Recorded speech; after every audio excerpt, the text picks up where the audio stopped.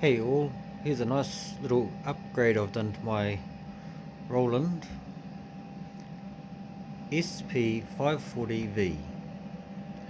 What I've done is I've installed the LED light right the way along the top of that rail up there, so that when you are cutting you can see underneath the hood what's happening, or when you're printing even.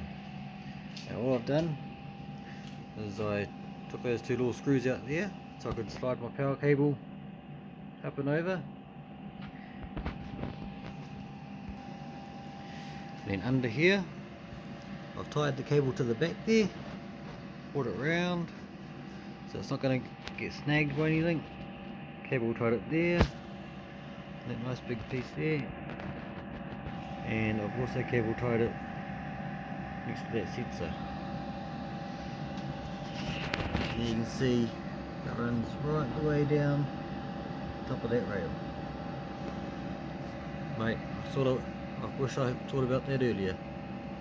Makes things a lot easier now. See you all.